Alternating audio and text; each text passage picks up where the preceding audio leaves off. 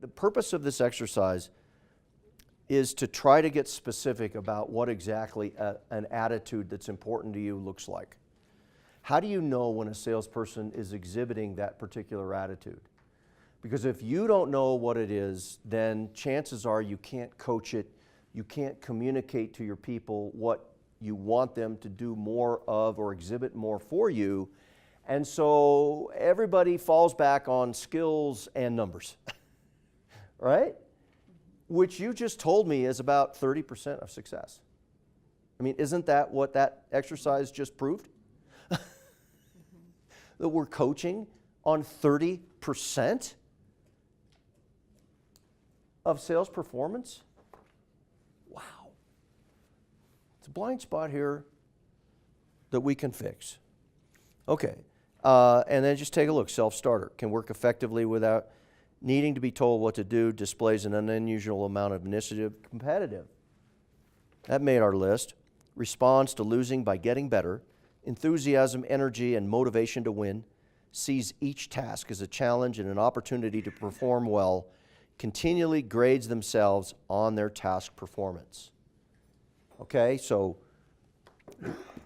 the end game here is to take your skills, whatever's needed in your business, to sell successfully in terms of their behaviors and their skill sets. Add the attitudinal qualities and start communicating it so that they become standards. You see, a standard is not something we can start out by. A standard is an end goal. It's where your expectations arrive at after you've communicated them effectively, put them in writing, and talk to your salespeople ad infinitum about it. Then it becomes a standard. It's not something we can start with. It's something we work towards. I think the important thing is to take a step back and say, well, did I have a role in helping this person get to where they are, which is not where you want them to be, okay? And I think number two is it does place a greater emphasis on our effective diagnostic coaching, coaching questions. Again, some salespeople are hypersensitive to judgment.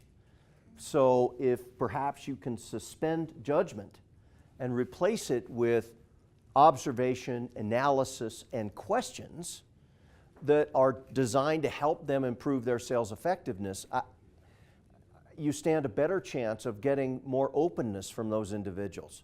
It doesn't mean it's going to happen for sure, but we can't stop trying, right? That's our job. How do we break through to that person? And also there's some motivation theory involved here that if you perhaps want to expand their job in some way, it could be a bit of a risk, but perhaps putting them in a mentor role where they mentor a younger salesperson, so you kind of expand their job a little bit. It kind of can reinvigorate them and give them an additional new challenge, or put them in charge of some ancillary project that would be beneficial to the entire sales team, a competitive analysis or a high visibility project that wouldn't detract from their ability to sell, but would help them to add greater value and get more recognition on the team. So that would be kind of a motivation theory approach to somebody like you're talking about, who's extremely closed. But an ounce of prevention is worth a pound of cure. And we want to get out ahead of that. Performance management is looking at the numbers, paying attention to your people, sitting down, reviewing their results and their activities and the things that they have done. Okay? Developmental coaching is looking to the future, towards helping them to be better salespeople going forward. That is your teachable way, right? So the question is, how did you rate them? Why did you rate them the way you did? Was it based on the performance management information that's been on your radar screen?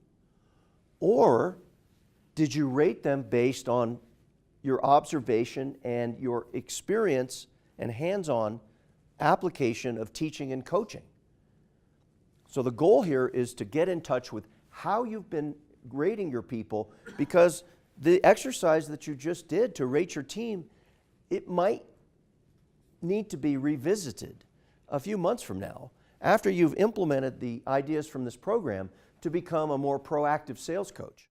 Kevin brings an approachable way for sales leaders to get the best and the most out of their sales teams. He helps you to really understand how you need to prioritize your day, your weeks, your month, and the time that you spend with your salespeople in order to ensure that you get the top performance out of them.